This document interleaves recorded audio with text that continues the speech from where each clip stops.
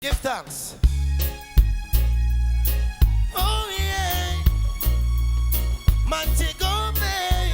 Let me see them here. I know it's sticky boy. Father, we seek your blessing. C'est l'événement du Sumfest 2008. Jah Cure est de retour dans sa ville natale, Montego Bay. Cette année, on fête la 16e édition du plus grand festival reggae du monde. Une aventure qui perdure grâce à la volonté de tout un peuple. Mais qui sont les véritables acteurs du Sumfest?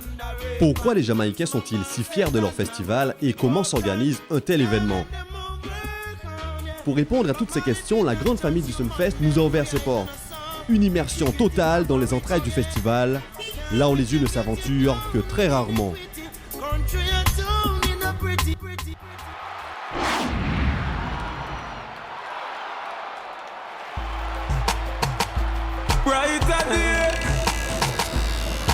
Notre immersion commence à quelques heures du début du festival sur le site historique du Sumfest, le Bob Marley Center. C'est le branle-bas de combat, tout le monde s'affaire. Des stands à la scène, le compte à rebours est lancé, aucun retard ne sera toléré.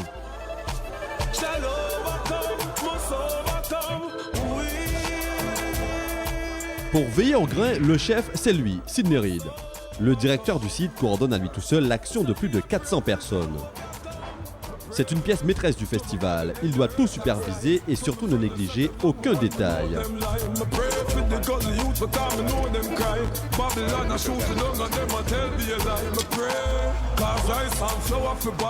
Nothing is easy, put it that way. There's nothing simple about this. Because for my role as venue manager, I develops the venue and then manages it, maintains it, and then restores it.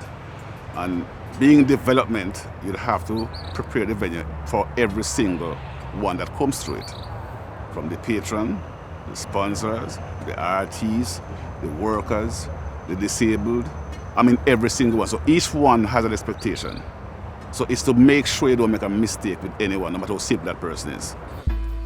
Pour cet homme de 54 ans, l'aventure a commencé il y a 16 ans déjà. Mais il se souvient du premier jour comme si c'était hier. First year is very, very special for me. When I developed, I've always been the venue manager or the site research manager, so I have to come in and lay this out to develop this for the event. I remember the first year when we got this opportunity to build for ourselves. I remember standing somewhere here. This was up just like this. And I was looking across, it was about 7 o'clock in the night, and the moon was coming up, full moon. And I said to myself, this should be show night. I'll never forget that night, it was beautiful. The moon in the background, the stage is up, I'm standing looking on and everything was in full glow. And I'll never forget that.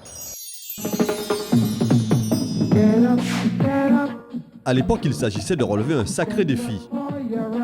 Le légendaire festival Sunsplash s'arrête pour des raisons financières.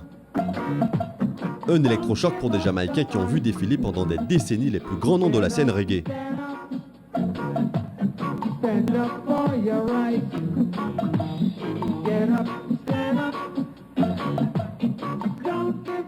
A group of us, with the foresight, decided that we're going to fill that gap. And Mobe shouldn't lose it.